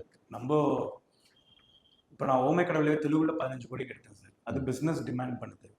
ஓமை கடவுளே 3 கோடிக்கு எடுத்தேன். இப்போ டிராகன் 37 கோடிக்கு எடுத்திருக்கேன். ஒருவேளை டிராகன் நான் ஃபர்ஸ்ட் படமா பண்ணியிருந்தேன்னா இப்போ ஒரு 5 கோடியில பண்ணணும்னா அதுக்கு எப்படி பண்ணியிருக்க முடியும், அதுக்கு என்ன ஸ்டார் காஸ்ட், அதுக்கு என்ன இது, என் கண்டென்ட் கெடாம அந்த படத்தை எப்படி பண்ண முடியும்னு பண்ணியிருக்கேன் சார். சார் இன்னைக்கு வந்து VFX, artificial intelligence plus virtual ஸ்டுடியோன்றது ரொம்ப பாப்புலர் ஆயிடுச்சு. அந்த இன்னோவேஷன் எப்படி பாக்குறீங்க? Sir super sir. நான் வந்து அன்னபூர்ணால போயிட்டு அந்த ஜெயந்திரா ஆமா அவங்களுடைய இது வர்ச்சுவல் ப்ரொடக்ஷன் ஸ்டுடியோ போயிட்டு நான் விசிட் பண்ணேன் சார். எனக்கு வந்து என்னன்னா the technology has come in very well over here. It's still under development. I think அதை கிராக் பண்ணிட்டோம்னா நிறைய VFX shots in terms of green mats and இதெல்லாம் அவாய்ட் பண்ணிட்டு அதை லைவாகவே ஷூட் பண்ணலாம். இன்னும் மோர் இதுவாக இருக்கும். And also with respect to studio system இன்னும் பெட்டர் ஆகும். வேர் யூ கேன் மேக் இப்போ சில ஆக்டர்ஸ்லாம் மெயின் ஆக்டர்ஸ் நிறைய பெரிய ஆக்டர்ஸ்லாம் வச்சு நம்ம க்ரௌடில் ஷூட் பண்ண முடியாது. Studio system with respect to சிஜிஏல இருக்கிற அந்த இதெல்லாம் கம்மி பண்ணலாம். லைக் அந்த ரெடியூரன்ஸ் எல்லாம் கம்மி பண்ணலாம். நான் என்ன பண்ணல விசிட் பண்ணி பார்த்தேன். அது ஒரு எக்ஸ்ட்ரா ஒரு நாள் கிளாஸ் மாதிரி போய் I studied it. It seems to be fantabulous but it's still in the development stage of their creating இந்த இதெல்லாம் அது என்ன சொல்றது அதுக்கான ஃபீட்ஸ் அண்ட் பிளகின்ஸ்லாம் கிரியேட் பண்ணிட்டு இருக்காங்க இன்னும். ஸோ மோர் அது இன்னும் டெவலப் ஆக ஆக I think it is going to help film makers in a better ways. Sir இப்போதைக்கு தமிழ் சினிமா சமூக மாற்றங்களை எப்படி பிரதிபலிக்குதுன்னு நினைக்கிறீங்க? சூப்பராக பிரதிபலிக்குது சார். ஃபார் எக்ஸாம்பிள் இப்போ நான் ரீசெண்டாக இப்போ லவ் டுடேவே பிரதீப் ஒரு சமூக மாற்றத்தோடைய ஒரு பிரதிபலிப்பு தான். ஒரு ஃபோன் எப்படி ஒருத்தவங்களோட லைஃப்பை வந்து ஒரு ஒன்றும் இல்லை சார், நம்ம எந்த காலத்தில் எவன் யோசிச்சிருப்போம் ஒரு ஃபோன் மாட்டுச்சுன்னா இதுவே மாறுச்சு, இதுதான் இது. So there is always an upgrade with respect to your life and culture and every thing. But என்னன்னா அதை என்ன மாதிரி ஃபிலிம்ஸ் பிரதிபலிக்குது அப்படின்னு பார்த்தா இப்போ ரீசெண்ட் டைம்ஸில் இப்போ பிரேமலு கூட தெலுங்கு ஒரு இது படம் ஒரு ஒரு அடாப்ட் இதுதான் வச்சுக்கோங்களேன், வாழ்வியல் அதை சொல்கிற ஒரு கல்ச்சர் தான். அந்த மாதிரி படங்கள் இது சார். பட் இன்னும் நான் எக்ஸ்பெக்ட் பண்ணுறது என்னன்னா நான் ரொம்ப நிறையா இந்த பீரியாடிக் ஃபிலிம்ஸ் நிறையா பார்த்துருக்கேன். எனக்கு ரொம்ப பிடிக்குது. அது இருக்கிற பீரியட்ல ஃபியூச்சரை இன்னும் யார் எப்படி இருக்கும்னு ஒரு டைரக்டர் வந்து ஃபியூச்சர் இமேஜின் பண்ணி சில விஷயங்கள் வருதுன்னா அது எப்படி இருக்கும்னு நான் பார்க்க வெயிட் பண்ணுறேன் சார். ஸோ உங்கள் approach towards visual aesthetics for different audience segment எப்படி இருக்கணும்னு நினைக்கிறீங்க? Visual aesthetics is decided by what the content. இதுதான் சார் மக்களுக்கு வந்து நீங்கள் பர்சனலாக எப்படி ஃபீல் பண்ணுறீங்க? எது மாதிரி கொடுத்தா ஆடியன்ஸ் அதை ஒத்துப்பாங்க அப்படின்னு? ஆடியன்ஸ் எல்லா விதமான படத்துலையும் தான் ஒத்துக்கிறாங்க. இப்போ போர்த்தொழில் மாதிரி ஒரு டார்க்கான ஃபிலிமையும் ஒத்துக்கிறாங்க. இப்போ ஜெயிலர் இதெல்லாம் வந்து டார்க் ஹியூமர் ஃபிலிம்ஸ் அவரோட ஸ்டைலை வந்து ஒத்துக்கிறாங்க.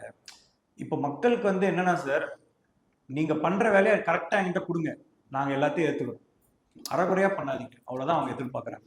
மக்களுக்கு வந்து இதுதான் வேணும் அப்படின்லாம் இல்லை சார். நீங்க பிளட்டை நல்லா காட்டுறீங்களா, வயலன்ஸ் நல்லா காட்டுறீங்களா, அவங்க அதையும் ஏத்துக்கிறாங்க. அழகான லவ் ஸ்டோரி காட்டுறீங்களா, பிச்சுக்கிட்டு ஓடுது சில படங்கள் காட்டுறாங்க.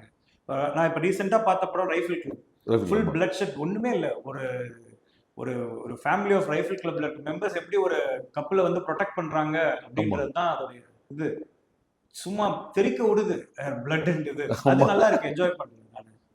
ஸோ விஷுவல்ஸ்ன்றது ஒரு ஆடியன்ஸ் எப்பவுமே இதுதான் பார்த்துப்பாங்க, இதுதான் வேணாம், இதுதான் வேணும், இதுதான் வேணான்லாம் இல்லை சார். இப்போ சில பேர் இப்போ வந்து வயலன்ஸ் நல்லா என்ஜாய் பண்றாங்கன்றனால வயலன்ஸ் படம் எடுத்து அப்படி ஃபாலோ அப் இருக்கு. பட் நிறைய யூனிக் கிரியேட்டர்ஸ் வந்து அவங்களுக்குன்னு ஒரு ஸ்டைல், அவங்களுக்குன்னு ஒரு ஸ்டோரி டெல்லிங், அவங்கள தான் நான் இது பண்றேன், அவங்கள தான் ஆடியன்ஸும் எதிர்பார்க்குறாங்க. இது ஒரு ஆடியன்ஸாக தான் சொல்லுவேன். Sir, what influences your color palette and framing decisions? It's completely with I gave it to Niket sir and costume design. நாங்க உட்கார்ந்து பேசுவோம். ஸோ இப்போ இந்த என்னோட basic idea towards approaching a scene is I make the characters reflect the இப்போ ஒரு காஸ்டியூம்னா அவங்க என்ன மூட்ல இருக்காங்களோ அந்த காஸ்டியூம் அதை ரிஃப்ளெக்ட் பண்ணும் சார். ஃபார் எக்ஸாம்பிள் இப்போ ஹீரோ அண்ட் ஹீரோயினோட இப்போ ஓமை கடவுளே இல்லை, அவங்க ரெண்டு பேர் கல்யாண வாழ்க்கை வந்து பெருசாக கலர்ஃபுல்லாக இருக்காது sir. The still are friends. ஒரு வீட்டுக்குள்ள ரெண்டு பெஸ்ட் ஃப்ரெண்ட்ஸாக தான் இருக்காங்களே சார், புருஷ பொண்டாட்டியா இல்லை அப்படின்றது ஃபீல் ஆகும். Which means there's no romance. So ரொமான்ஸ்க்கு என்னெல்லாம் கலர்ஸ்ன்னு பார்த்தீங்கன்னா ரெட், வயலட்ஸ், இதெல்லாம் இது எல்லாமே அந்த ஃப்ரேமில் இருக்காது சார். நீங்க ரெட்ன்ற கலரே படத்துல வந்து செகண்ட் ஹாஃப்ல ஹீரோக்கு அவன் மேல லவ் வரும், அப்பதான் வர ஆரம்பிக்கும். அதே மாதிரி லவ் காட் வந்துட்டு விஜய் சேதுபதி அவரு அந்த படத்துல அவரோட இருக்கிற இடத்துல ரெட்ஸ் இருக்கும் டு டினோட். இந்த மாதிரி தான் ஐ யூஸ் இது sir. But I give more space to my cinematographer to experiment with the colours that they want. And இது சார் எனக்கு என்ன மாதிரி வேணும்னு சொல்லுவேன். And I give them the space to experiment. So உங்களோட காட்சி கதை சொல்லல, மியூசிக்கோட பங்கு என்னவா இருக்கு? மியூசிக் தான் சார் படம். இந்த படம் லியோனோட ரெண்டாவது.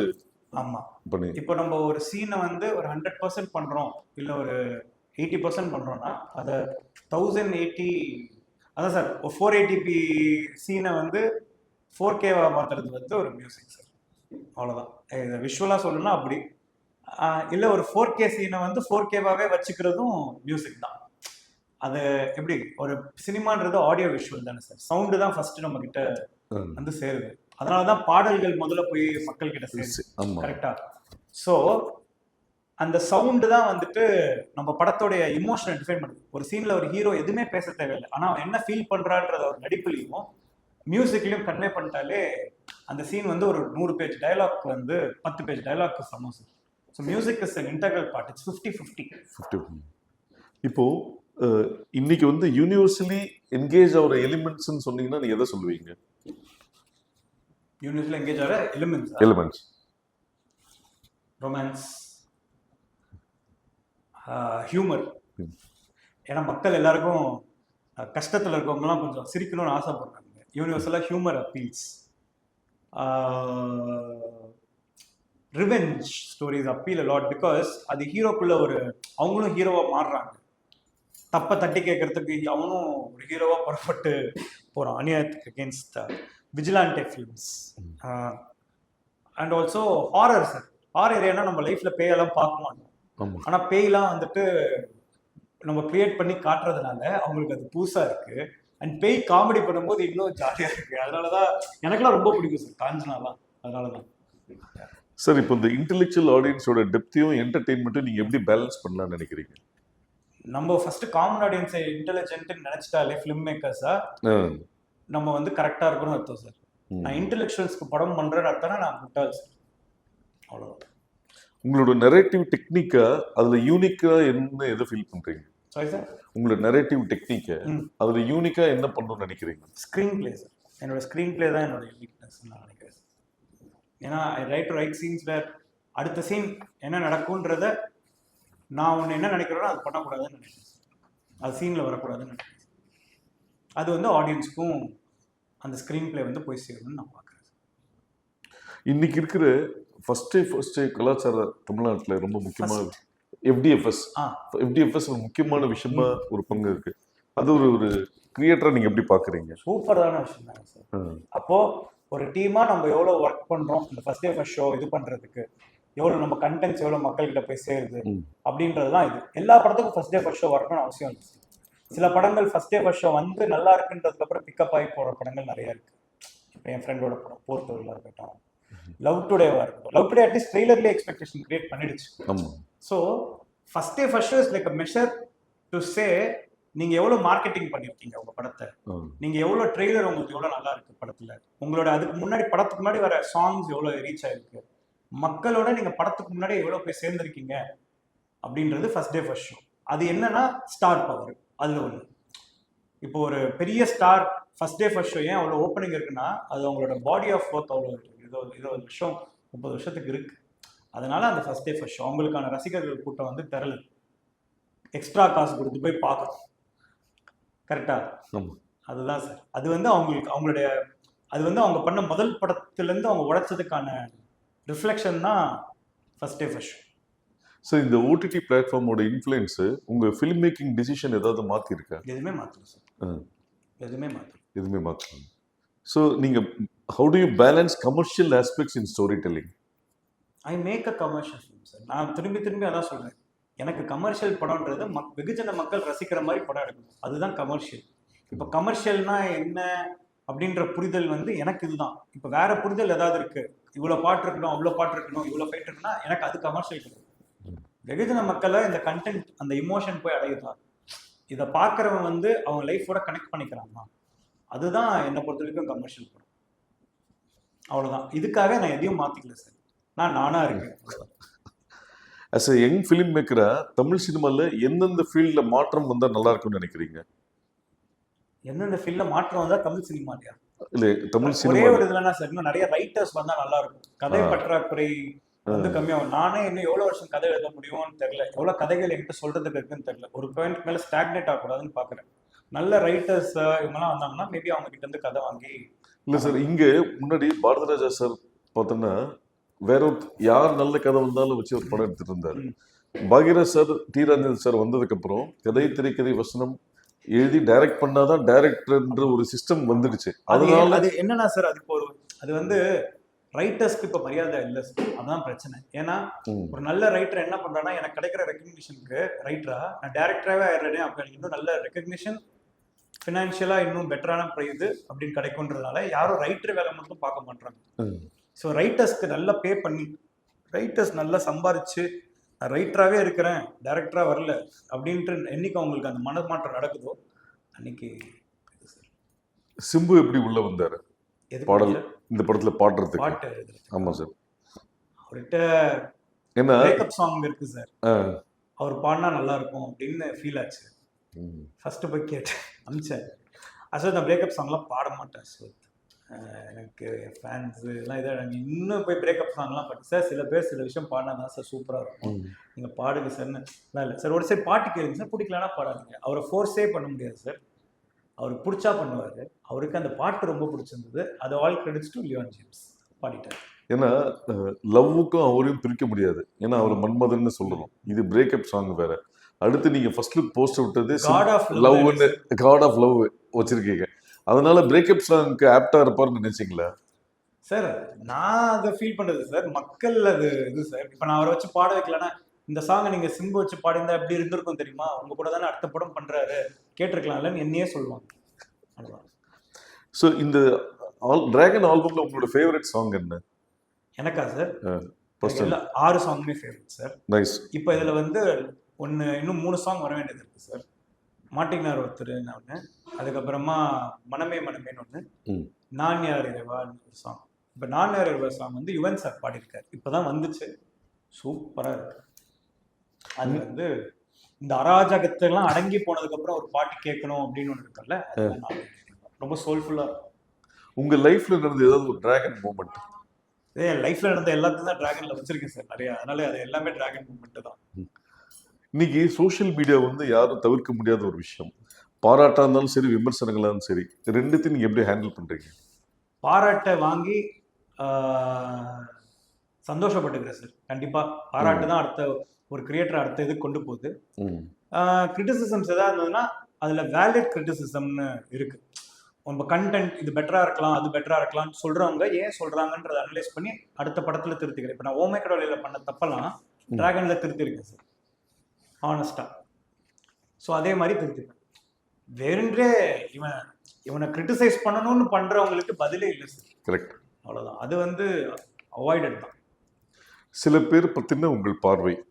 அனுபமா பரமேஸ்வரன் மிக சிறந்த நடிகர். Kayadu very professional actor. Sneha புன்னகை அரசி சார், பீஸ். உங்க cameraman elder brother Leon James, music director. My best friend, the most underrated musician before Dragon. Mysskin entertainment, அதாவது நாலேஜபிள் என்டர்டெயின்மெண்ட். ரவிக்குமார் சார். பயம் பயம் பயம் மரியாதை சார், மரியாதை. Gautham Menon. Lucky Sam. George Maryan. Innocent. George Maryan வந்து innocent. Innocent. Indhumathi. Mildly innocent. Mildly innocent. Mildly. ஒரு உங்களை ஒரு ஸ்டேட்மெண்ட்ல டிஃபைன் பண்ணணும்னா என்னவா சொல்வீங்க? என்னையா சார்? ஆமா. நான் பேசுற நான் பேசுறதும் நான் ஃபர்ஸ்ட் டைம் கொடுக்குற அப்பியரன்ஸும் சில பேருக்கு அது ஓவர் கான்ஃபிடென்ஸாக இருக்கலாம். ம். ஆனால் ஐ திங்க் அது ஒரு 8 வருஷம் என்னுடைய லைஃப்பில் நான் கஷ்டப்பட்டு உருவாக்கிட்டது அது கான்ஃபிடென்ட்டாக இருக்குது. முதல்ல நம்மளே நம்பலைன்னா நம்மளை வேற யார் நம்புவான்னு நினைக்கிற ஆள் நான். அதே மாதிரி என் ப்ராடக்ட் நான் நல்லா இருக்குன்னு நான் நம்புறதுனால தான் அது எல்லாருக்கும் பொறுமையாக போய் அது சேருது. நான் வந்துட்டு சில பேர் எனக்கு சொல்லியிருக்காங்க, நம்ம பேசக்கூடாது, நம்ம படம் பேசணும் அப்படின்னு சொல்லிட்டு. நம்மளே நம்ம படத்தை பற்றி பேசலன்னா வேறு யார் பேசணும் அப்படின்னு நினைக்கிற. ஸோ நீங்களும் பிரதீப்பும் ஃபர்ஸ்ட் டைமாக ஒருத்தர் மீட் பண்ணப்போ உங்கள் 2 பேருக்குள்ள என்ன இம்ப்ரெஷன் வந்தது? அது இப்போ எப்படி இருக்கு? நேரில் தான்டா ஒரு மாதிரி இருக்கு, ஆனால் ஃப்ரேமில் சூப்பராக இருக்கடா. அதுதான் நான் அவனை பார்த்து ஃபஸ்ட்டு சொன்னது. அவனை வச்சு நான் காலேஜ் வீடியோ பண்ணிட்டு இருக்கும்போது திடீர்னு ஒரு பையனை என் அசிஸ்டண்ட்டாக ஒர்க் பண்ணிருந்தான், வாடா அப்படின்னு கூப்பிட்டு. நேரில் தான்டா ஒரு மாதிரி இருக்கு, ஆனால் ஃப்ரேமில் சூப்பராக இருக்கடா. அதுதான் அனௌன்ஸ்மெண்ட் வீடியோ பண்ணியிருந்தோம். ஆமாம். இப்போ நீ நேர்லையும் சூப்பராக இருக்க, ஃப்ரேம்லையும் சூப்பராக இருக்குடா. இதுதான் ஜென்ரலாக உங்கள் 2 பேரில் நீங்கள் பிரதீப்பில் யார் ஃபோன் அதிகமாக யூஸ் பண்ணுறீங்க? ஐ திங்க் நான் தான் சார். இப்போ லவ் டுடே மாதிரி உங்கள் ஃபோனையும் அவரையும் ஃபோனையும் மாற்றுற மாதிரி ஒரு சுச்சுவேஷன் வந்த இந்த மாதிரி நேற்று தூக்கி போட்டேன் சார், ஃபோனை தூக்கி எதுவும் நடக்கக்கூடாதுன்னு சொல்லிட்டு இன்டர்வியூலேயே தூக்கி போட்டேன் சார். ஃப்ரேம் இல்லை அப்படின்ட்டு ஃபோன். அதுதான் விஜய் சித்து. விஜய் சித்து வந்து எனக்கு இப்போ புதுசாக கிடச்சிருக்க ஒரு மிக முக்கியமான நண்பர். என்ன மாதிரியே இருக்காருன்ற மாதிரி எனக்கு ஃபீல் ஆகுது. அவரும் இந்த மாதிரி தான் ஏதாவது ஓப்பனாக பேசுகிற ஒரு ஆளுன்ற மாதிரி இருக்கு. ஹர்ஷத் தம்பி. இப்போ இந்த படத்துல வர மாதிரி நீங்க படிக்கிற காலத்துல சேட்டை பண்ணி காலேஜ் பிரின்சிபல் ரூம்ல போய் நின்று இருக்கீங்களா? அதெல்லாம் தான் சார் டிராகன். நின்னதுனால இல்லை, துரத்துனால தான் டிராகன். ஸோ நீங்க லவ் டுடே பார்த்துருக்கீங்க. அதுல வந்து பிரதீப்க்கு ஒரு ஃப்ரெண்ட்ஸ் குரூப் இருந்தாங்க, டிராகன்ல ஒரு ஃப்ரெண்ட்ஸ் குரூப் இருக்காங்க. இது என்ன டிஃபரன்ஸ்? அது அவரோட ஃப்ரெண்ட்ஸ் குரூப், இது என்னுடைய பாம்பு, அன்பு, பொம்பளை சோக்கு இப்படின்னு ஒரு மிக முக்கியமான கேரக்டர்ஸ் என் வாழ்க்கையில இருந்து என்னை அடக்காத்து சும்மா இருக்கும்போது என்னை பார்த்து சாப்பாடு போட்டு எல்லாம் வேலைக்கு போறப்போ என்னை ரூம்ல உட்கார வச்சு நான் பாட்டு ஜாலியா இருந்த காலத்தில் எனக்கு என்னைக்குமே நானா இருக்கிற. நான் இப்ப என்னதான் ட்ரெய்லர் என்னதான் இதானாலும் என்னை வந்து அவனுக்கு கலாய்க்கிற விதம் வந்துட்டு மாறவே மாறாது. அதே மாதிரி எங்க லைஃப்ல வந்து நிறைய விஷயம் நான் ரொம்ப கஷ்டமான சுச்சுவேஷன்லாம் சிரிச்சுட்டு கிடக்கிறதுக்கான காரணம் அவங்க தான். ஏன்னா நாங்க கலாய்க்கிற கலாயிலேயே அவனுங்க என்ன பிரச்சனையோ அதை மறந்துடும், இவனுங்கிட்ட கலாயிலேருந்து எஸ்கேப் ஆகணுன்றது தான் மைண்ட்ல இருக்கும். இந்த கேரக்டர்ஸ்லாம் இருக்கானுங்க படத்துல. அவ்வளோதான் சார். இப்போ வந்து ஸ்டூடெண்ட்ஸோ ஃபேமிலியோ ஜென்ரல் ஆடியன்ஸோ டிராகனை ஏன் பார்க்கணும்? டிராகன் ஏன் பார்க்கணும் அப்படின்னா, எல்லாருமே லைஃப்ல சக்ஸஸ்ஃபுல்லாக ஃபீல் பண்ணுறோமானா இல்லை சார். நம்மளுக்கு மேலே ஒருத்தர் இருக்கான், காசு தான் நம்ம சக்ஸஸே டிஃபைன் பண்ணுது சார். பைக்கில் போகிறவனுக்கு கார் வாங்கணும் ஆசை, காரில் போகிறவனுக்கு இது போகணும்னு ஆசை, பிராண்டு அதில் மேலே ஃப்ளைட் போனால் ஃப்ளைட்டில் போகிறவனுக்கு மார்ஸுக்கு போய் இருக்கணும் ஆசை. ஏன்னா அவனுக்கு மேலே ஒருத்தர் இருந்துக்கிட்டே இருக்கும். அப்போ ஒரு 1000 ரூபாய் 10,000 ரூபாய் சம்பாதிக்கிறவன் சக்ஸஸ்ஃபுல் இல்லையான்ற ஒரு கேள்வி வருது. ஏன் அவங்களாம் சக்ஸஸ்ஃபுல்லாக ஃபீல் பண்ணக்கூடாதா? அதாவது நான் சொல்கிறது மெஜாரிட்டி, ஒரு 99% ஆஃப் த இந்தியன் பாப்புலேஷன் அவங்க சக்ஸஸ்ஃபுல் இல்லையான்ற ஃபீல் வருது. எனக்கும் அந்த ஃபீல் வந்திருக்கு. நமக்கு கம்பேரிசன்லேயே நம்ம வாழ்க்கை ஓடிட்டுருக்கேன், காசுன்ற விஷயத்தை வச்சே சக்ஸஸை மெஷர் பண்ணுறேன். ஸோ என் புரிதலுக்கு ஏற்ற மாதிரி நான் சக்ஸஸை எப்படி டிஃபைன் பண்ணுறேன் அப்படின்னா, எவன் ஒருத்தன் அவன் உண்மையாக நேர்மையாக சம்பாரித்து அவன் குடும்பத்துக்கு கொடுத்து அவனும் சந்தோஷமாக இருந்துட்டு அவனை சுற்றி இருக்கவங்களையும் சந்தோஷமாக வச்சுட்டு இருக்கானோ அவனும் சக்ஸஸ்ஃபுல் தான். அதாவது இன்னைக்கு இங்கே உட்காந்துருக்க அண்ணாலேருந்து அங்கே நம்மளுக்கு ஃபுட் டெலிவரி பண்ண வர இவர்லேருந்து நம்மளுக்கு ஊபர் ஓட்டுற டிரைவர்லேருந்து கட்டட வேலை செய்கிற இவங்க வரைக்கும் அவங்க சக்ஸஸ்ஃபுல்லாக ஃபீல் பண்ணிட்டாங்கன்னா இந்த படத்தை பார்த்துட்டு நானும் சக்ஸஸ்ஃபுல் தான்டா அப்படின்ட்டு, அதுதான் டிராகனோட சக்ஸஸ். அதான் நீங்கள் உங்கள் அப்ரோச் ஆஃப் பீப்புள் வந்து ரொம்ப கலோக்கியலாக மட்டும் இல்லாமல் ரொம்ப ஃப்ரெண்ட்லியாக இருக்குன்றது உங்கள் சுற்றி இருக்கவங்க சொன்னாங்க.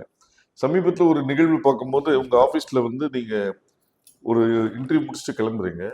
கிளம்பி முடிச்சுட்டு அந்த ஆஃபீஸில் டீ கொடுக்குற ஒரு பெரியவர் இருக்கார். அவர் கூப்பிட்டு அண்ணா வாங்க நான் புது கார் வாங்கிட்டேன் உங்களுக்கு சொல்ல காமிக்கிறேன் வாங்க. ஆமா ஸோ இது உங்க இயல்பு இல்லையா?